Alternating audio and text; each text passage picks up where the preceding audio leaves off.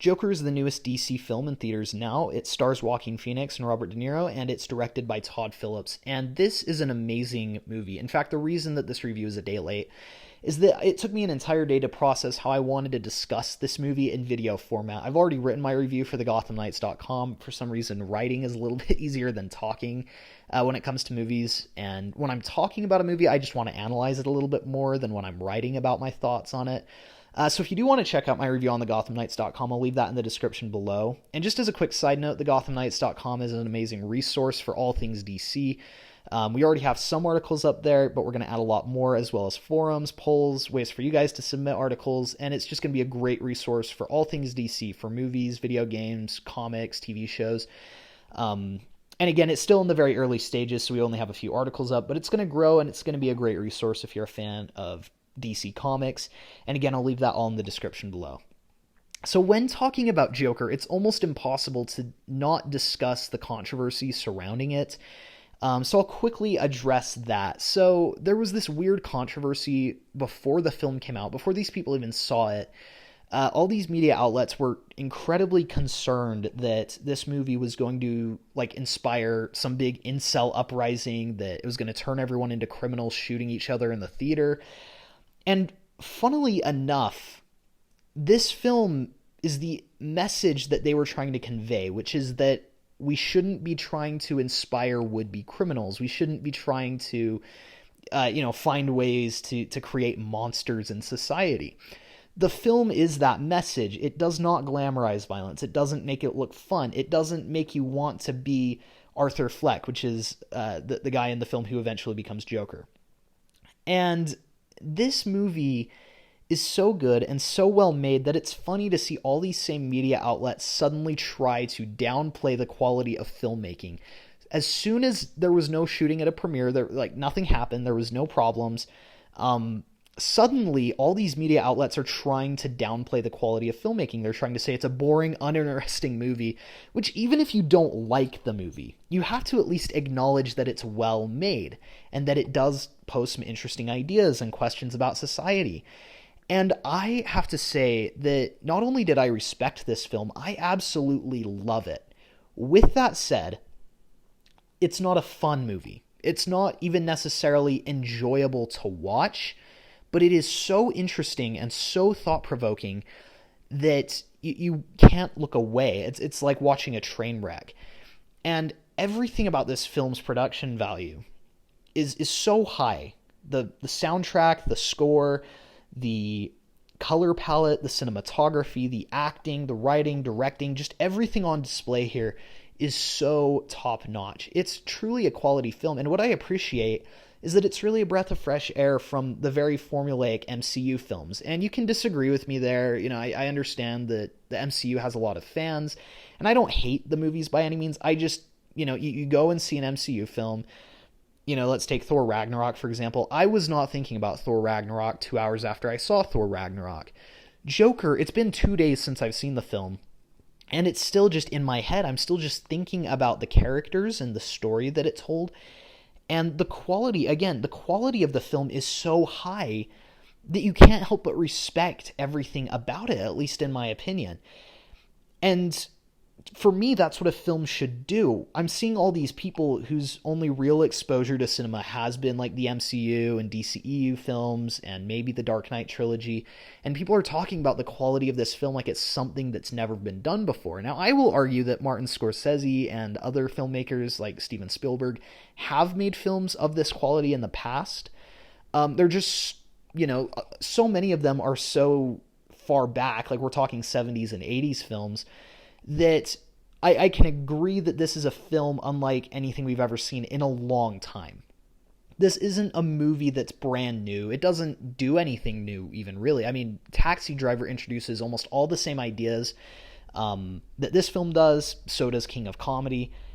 And so this movie doesn't necessarily do anything new, but it does it in a way, again, that's so thought-provoking and so unique to this character and to the world of Gotham City and DC Comics that it's definitely worth watching. And Joaquin Phoenix's performance in this film is so good. And the way that he did the laugh, it's like a mental disorder. He can't stop himself from laughing. That was such a creative way to do it.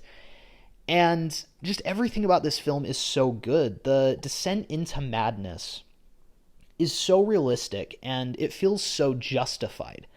Now, with that said, I was surprised at the lack of violence in this movie. There was violence, and it was shocking and very disturbing. It was not glorified, it was not gratuitous, and I wouldn't even say it was excessive. It happened that, like, really, there's only about 3 scenes that I can remember violence taking place, and each time it's fairly brief. It's off screen enough where, like you see enough on screen that it disturbs you and shocks you, but enough takes place off screen, or enough is obstructed that it doesn't feel like they're going overboard to try and show it. And really all that it does is it's an external way to illustrate Arthur Fleck's, insanity and descent into madness. And it's just so well crafted. I loved everything about this movie. Like, I know I keep gushing over it, but really, to me, this is what a movie should be. It shouldn't just be 2 hours of not taking itself seriously and trying to make you chuckle a few times. A movie should make you think. It should make you consider maybe some of your own morals even. And honestly, the thing I was really concerned about going into this film was the screenplay. I had heard a lot of insiders who'd read it say that it was a terrible screenplay. Todd Phillips came out and said, yeah, that was an early draft and we've improved it a lot since then. And they must have, because the story here is so interesting. Whether or not you're a DC Comics fan, it's so well made. And honestly, my only nitpicks with the film was kind of a lack of Easter eggs. There wasn't really any reference to any other Batman characters or anything like that, which isn't a criticism. It's just kind of a nitpick. I think it would have been cool if, like, the name Commissioner Loeb or Hugo Strange had popped up somewhere. But at the same time, I respect it for not trying to create, like, trailer bait dialogue or sight gags or anything like that. I just really appreciate that this was a film that it feels like the filmmaker really had something to say, and the actors all felt very, very on board. The whole production team felt very on board.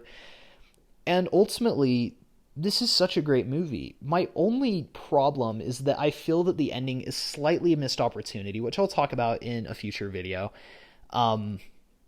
Ultimately, if this film turns into a sequel, I'll be 100% on board. And if it doesn't, I'll be happy that we, again, got just a really solid one-off Joker movie. And I keep seeing people say, but it was so good, you can't just stop and not make a sequel.